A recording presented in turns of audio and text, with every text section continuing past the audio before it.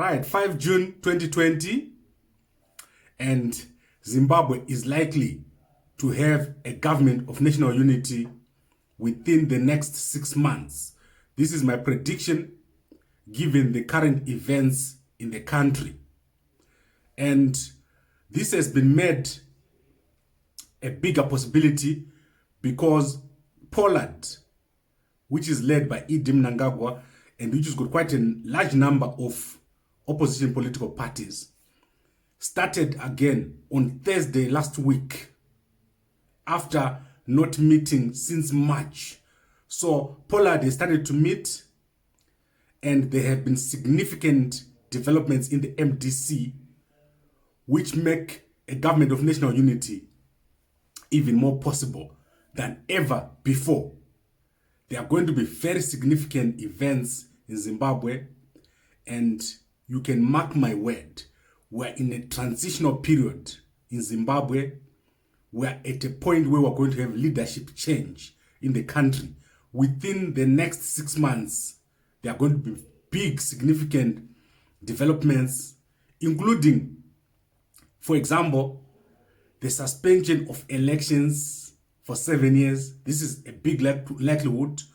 The church leaders proposed that last year, that elections be suspended for a period of 7 years.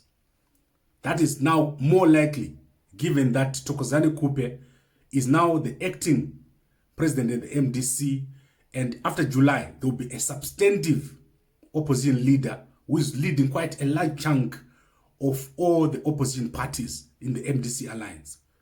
So possibly we have that 7 years without elections. Then there's also a likelihood of Thokozani Kupe or Douglas Ngonzora taking over as leader of the opposition in parliament. That position was offered to Nelson Chamisa, which he rejected. The new group that is in the MDC Alliance, Ngonzora, Komichi, Kupe, they are not going to deny or refuse an appointment into a position of leader of the opposition.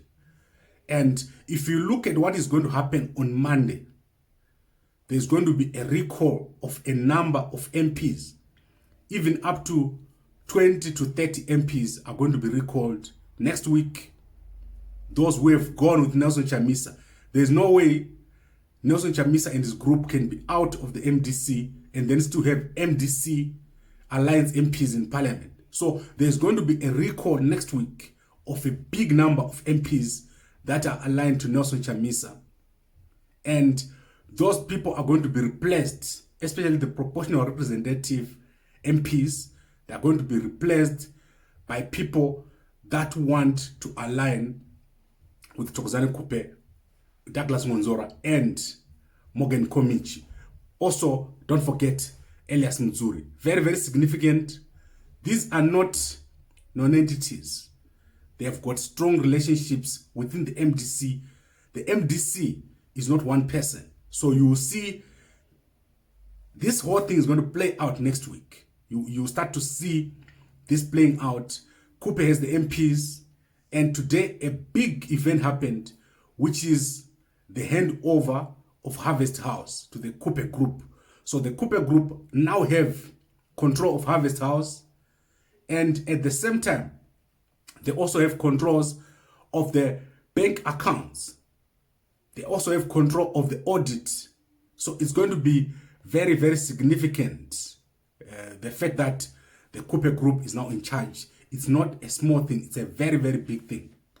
And if they manage to negotiate and get into a government of national unity, they can only get stronger because finances drive everything. If you can now start appointing people into office, if you can now start going into council and making changes, because they're now controlling even what is happening at the councils.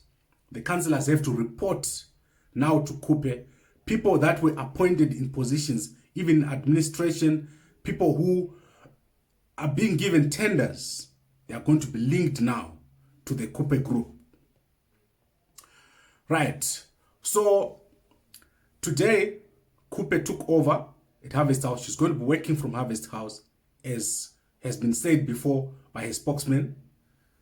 And Chamisa and the spokesman of the MDC Alliance, Fadzai Mahere, they were out speaking and they said this takeover was illegal, but they wanted Kupe and Monzora to take them to court, not to remove them the way they removed them. So going forward, there is no legal alternative for the MDC Alliance of Nelson Chamisa. Chamisa is not going to be able to go to court and remove Mzuri, remove Monzora, remove Kupe. So they are left with political alternatives, which is what Fadzai Mahere said. Fadzai Mahere said, going forward, they are going to be taking a political approach. Very difficult under the current circumstances where we have coronavirus lockdown. What it means is that you can't organize, you can't find new offices, you can't organize demonstrations. So your political options are very, very limited. For Chamisa, this is going to be a very difficult period. As I said, this is going to be the most difficult month for Chamisa, a very, very difficult period, because his options are limited. He's got basically 4 options, which is mass action, which, as I said now, you cannot do when there's a lockdown. Dialogue. Mnangagwa has said specifically that he will only talk to Chamisa within Poland.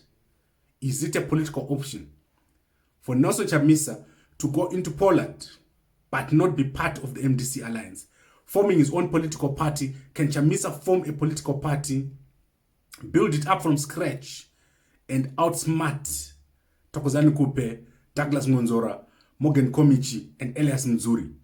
That's going to be difficult. Going to the Extraordinary Congress, Chamisa has never said anything against the ruling of the Supreme Court. Ever since that ruling came out, he has never said anything against it.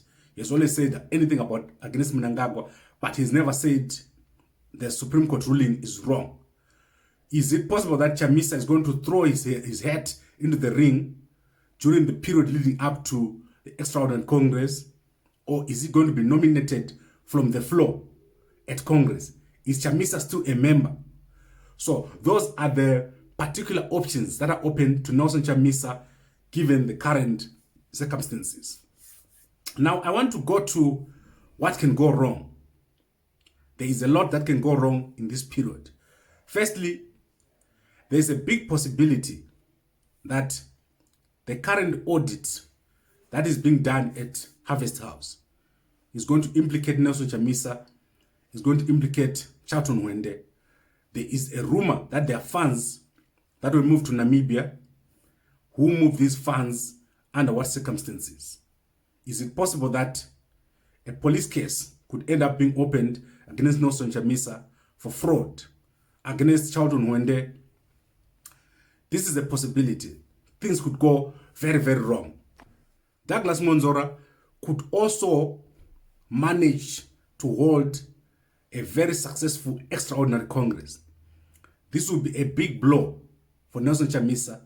If Nelson Chamisa is not in the Extraordinary Congress, but Monzora manages to hold a successful Extraordinary Congress, that will be a big blow for Nelson Chamisa, because now the group that Monzora is leading and Kupe is going to look legitimate. And this is where Chamisa needs to show his support. He needs to make a decision. Today, Chamisa wrote on Twitter and Facebook and said this, we're drawing the line in the sand. We want to see what Chamisa is going to do. Normally, Chamisa says a lot, but at the end of the day, he doesn't deliver in the terms of performance. What is he going to do now? Is Chamisa going to be able to outsmart Kupe, Monzora, Muzuri, and Komichi, people that he's worked with so closely over the past 2 years? And in the case of Kupe, she's got not much to lose. She's got a lot to gain. Whichever way it goes, Kupe is still going to be the vice president of the MDC Alliance, MDCT, after Congress. She's not going anywhere before December. Is Chamisa going to be able to work with her if he goes to Congress? Is he going to negotiate? Is he going to organize demonstrations against Mnangagwa that will shut down the whole country? What are his choices at the moment? And will people stand with him?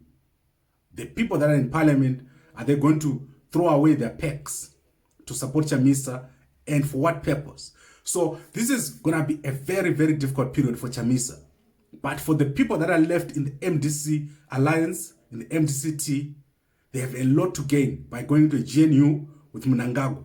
And this is where things are going.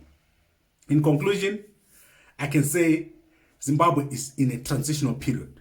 Whichever way it goes, it's a transitional period. Things are going to change. By December, we're going to have a totally different landscape. And it is a political landscape that is likely without Chamisa at the top. Chamisa has been at the top for the past 2 years. But now we've got other players. And ZANU-PF stands to gain, even if there's no GNU. They stand to gain because in 2023, ZANU-PF will still win. Very, very interesting period that we're going into. Right, I want to end it here today. And it's a very sad day for many people in the MDC, I understand. And we've been handling very difficult topics. And many of you have been saying, why don't you support Chamisa? Why don't you say Chamisa chete chete? All I can tell you is it's important for us to predict events correctly. It doesn't matter how I personally feel about an issue. I need to say things the way they're going to turn out. This is good for planning. This is good for the MDC to have people who give them the reality, a reality check.